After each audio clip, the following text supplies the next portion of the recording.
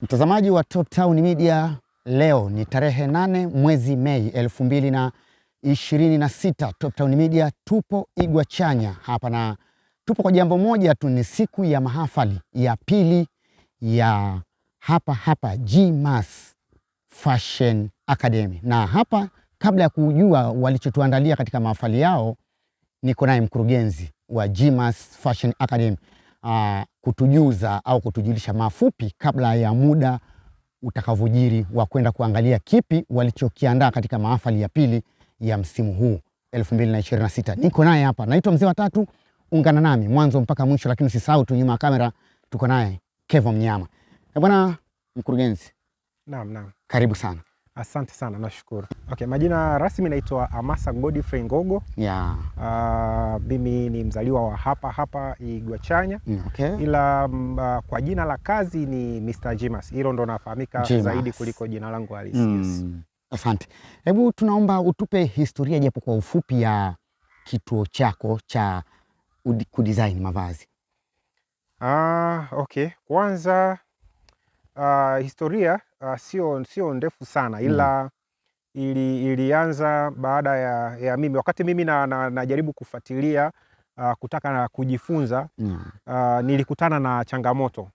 Unajua, nilikuwa natamani sana kuwa mbunifu wa mavazi, lakini nilikuwa sipati ile sehemu sahihi ya kuweza kujifunza kwamba okay, nitajifunza wapi, sehemu ambao watu wako vizuri wanafundisha.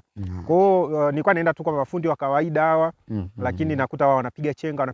Kwa hiyo kwa namna hiyo nikajua kabisa kwamba kuna changamoto. Kama mimi nimepitia hiyo changamoto, basi ina maana kuna wengine zaidi ya mimi wanapitia hiyo changamoto. Na ndipo wazo likafika la kufungua kituo cha mafunzo ya ubunifu na ushonaji wa mavazi. Kwa hiyo nadhani lilitokea hapo kwenye changamoto ya mimi kuto kupata sehemu sahihi, na hata kama kama wanafundisha wanakuwa wanafundisha ile pashare, yani mtu anasema uangalie yeye anavyofanya. Okay. Sasa hapo mtu huwezi kujifunza. Kwa hiyo kwa namna hiyo nikapata wazo la kufungua hii academy. Okay. Tukija sasa rasmi. Yes. Akademi yako imeanza rasmi mwaka gani? 2025 ndipo ambapo angalau rasmi tulianza na tukaanza kupokea wanafunzi wengi kidogo. Na kwa mara ya kwanza 2025 mlipokea idadi ya wanafunzi wangapi? Wanafunzi walikuwa 7. Tunapokea jinsia zote, umri wowote. Tunapokea hadi wanafunzi ana miaka 50, ana miaka as long as yeye anatamani kujifunza. Kwa hiyo ni wote. Kwenye upande wa vipaji, wengine wanasema tunapokea mtu ambaye angalau labda mnampa, labda tunasema Kiswahili kizuri tunasema kwamba usahili fulani, kwamba mtihani fulani fanya hivi na hivi, kwamba ukiwa na kiwango hichi ndio unaingia kwetu. Hapana, sisi tunapokea mtu from scratch. Yaani hajui chochote. Okay. Tunaweza tukamfua mpaka akaweza. Tunapokea wanafunzi wengine wameishia darasa 7, wengine wameishia tu darasa 3, hawajapata sana hii elimu ya kawaida. Okay. Lakini hao wote tunajifunza. Na sio lazima mtu awe na kipaji, sio kwamba mwenye kipaji tu kwamba cha ushonaji ndio huyo. Hapana, tunafundisha watu wa aina zote. Okay. Na upande wa muda maalum wa mafunzo yako, yani unapochukua intake ya kwanza, unafundisha kwa muda gani, kipindi gani? Yani ni miezi 6. Kozi za hapa zote ni miezi 6. Kwa ukichukua Januari mpaka mwezi wa 6, wengine wataingia mwezi wa 7 mpaka wa 12. Okay. Yes. Na vipi kwenye upande wa malipo? Japokuwa unaweza usitaje gharama, lakini malipo wanatoa kidogo au kiingia tu unalipa, kwa sababu tumeona muda ni mfupi, miezi 6. Ada zetu wanatoa kwa awamu 2. Okay. Sio gharama kubwa sana. Na naweza nikaitaja kwa sababu ni very reasonable kwa kweli. Ni 700,000. Kwa awamu ya kwanza wanaweza wanatoa 500,000, awamu ya pili 200,000. Asante. Okay. Na tumezoea kwamba kwenye academy kama hizi labda pengine panakuwa labda na field, au kwako inakueje katika upande wa kumtrain mtu? Huwa kwa sisi huwa tunakuwa tunaita presentation. Huwa tunaita wabunifu wale wazoefu mbalimbali. Kwa huwa tunakuwa na kipindi kile miezi 3 ya mwanzo ile, kile walichojifunza wanafanya. Kwa kama kushona, mtu anaweza kushona gauni ya soro, shift, mshazari, sijui ni kile ambacho wanakiweza vizuri, anachagua mwenyewe. Kwa hiyo tunaita watu wengine ambao wanaweza tuseme kama wanaweza kuwajaji kwamba okay, mmefikia wapi. Pia tumeona kuna kozi ambazo mnafanya online. kwa maisha. Na hebu mfafanulie mtazamaji wa Top Town kwamba hii inakueje? Tuna hiyo program ambayo tunatengeneza content mbalimbali za namna ya kushona. Tunaanzia kutoka tunampima mteja, tunampimaje, tunakataje, kila kitu. Yes. Na kule unakuwa una muda maalum wa kuhakikisha kwamba intake inakuwa kama huku kwenye physical au kule mtu yote anaingia muda wowote? Hapana, kwa sababu hiyo hapo pia inakupa ugumu pia namna ya kufundisha. Okay. Kwa na kule huwa tunakuwa na intake, lakini online, course za online ni miezi 3. Na vipindi hivyo ambavyo mnatumia kufundisha upande wa online vinakuwa ni recorded au inakuwa ni live? Ni videos. Okay. Recorded na live pia watu tunafanya. Tuna sessions za live. Okay. Kwa sababu unakuta kuna namna ambayo unakuta mtu hajaelewa. Kwa hiyo tunatengeneza ile live ambayo tunamuelekeza mtu kwa kama hajaelewa kwenye video basi tunafanya. Na malipo yake yanakueje? Kabla au baada? Yaani mtu kwamba analipa alafu ndo unamconnect kwenye group lako la mafunzo online? Kuna usajili kabisa. Sisi tunaendesha kwa njia ya mfumo. Tuna mfumo wetu wa academy. Kwa hiyo usajili wote unafanyika online. Online na malipo yake huko. Kwa hiyo database zile zote, malipo ya kila kitu yote yanafanyika kwenye huo mfumo wa GMAS. Okay. Kwa lazima ulipe ada kwanza. Unalipa ada na unajua sasa hivi changamoto unakuta mara sijui pengine naweza nikananie langu alafu nisipate mafunzo. Uzuri tumetengeneza trust hiyo. Na pia kwenye event ya leo tutaona kuna watu wametoka Kigoma, kuna watu wametoka Shinyanga.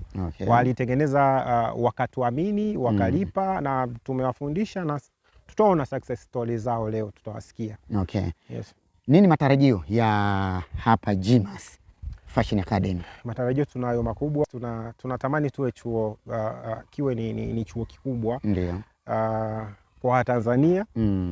Tunatamani tufike viwango ambavyo at least tuwe tunapokea wanafunzi wengi. Kwa hiyo kazi ambayo naifanya ni kuendelea kuwageuza mindset wa vijana, lakini pia na wazazi.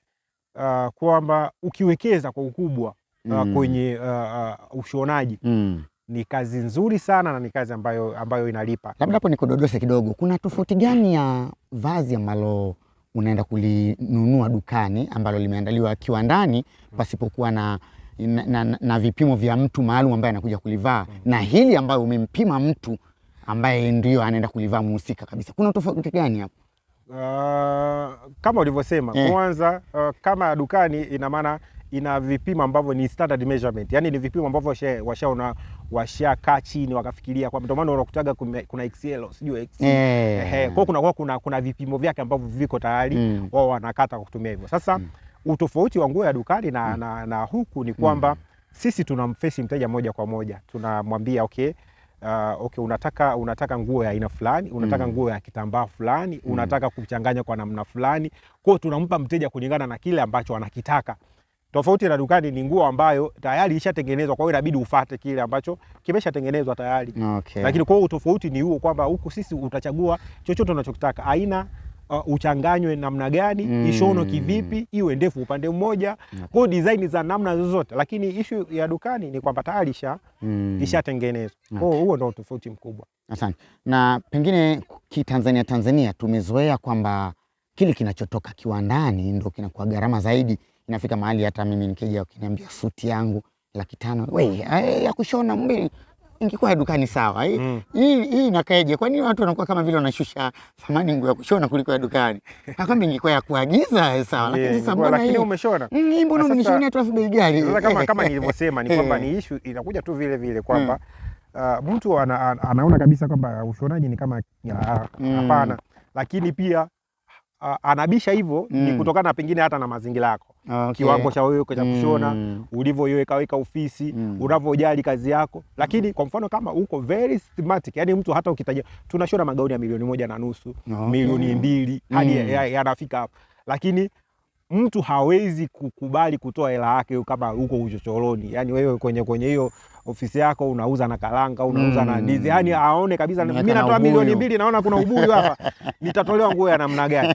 Kwa lazima vile atakuwa ana changamoto, anapata wasiwasi. Lakini kama uko very smart, mtu anatoa hiyo hela. Okay. Yes. Leo ni siku ya mahafali ya pili ambayo unatoa wanafunzi wa awamu ya pili kwenye chuo chako rasmi. Tutegemee nini ukumbini pale baadaye? Kuna surprise. Surprise nyingi. Vijana wamejiandaa kwa uwezo wao. Okay. Ni darasa la beginners. Kwenye each kituo tuna level 3. Okay. Level ya beginners ina maana wale wanaoanza kabisa.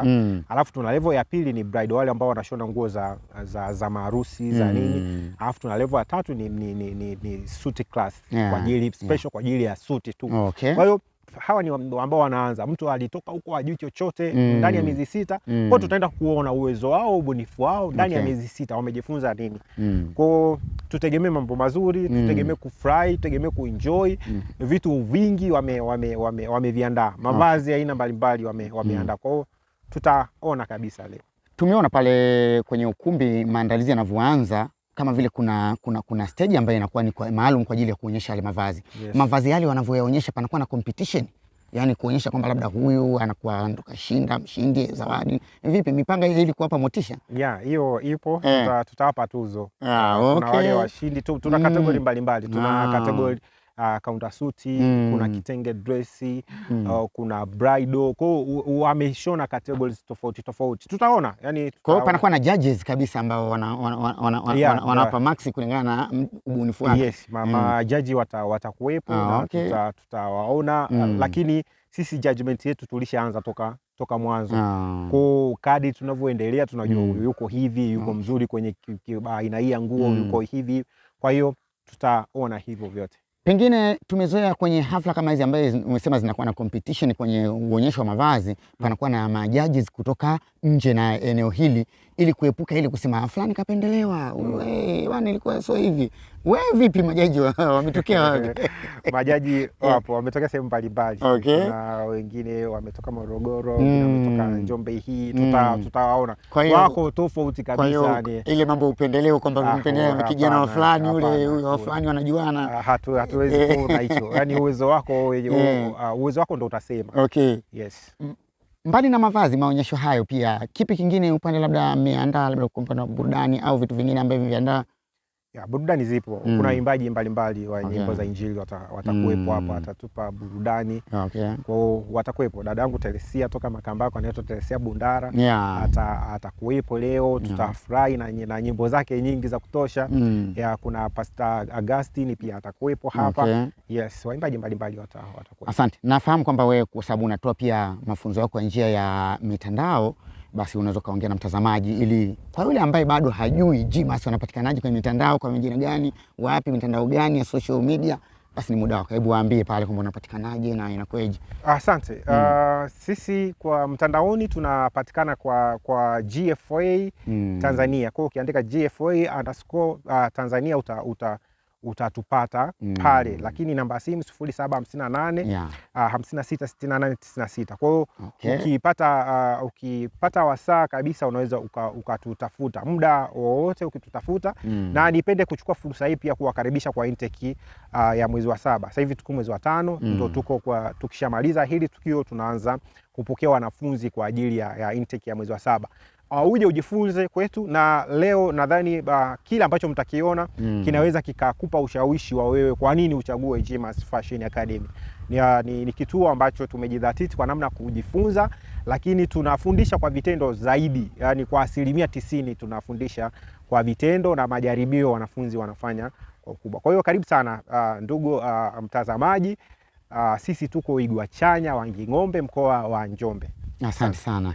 Mtazamaji wa Top Town Media, huyo ni mkurugenzi kutoka GMAS Fashion Academy hapa Igwachanya.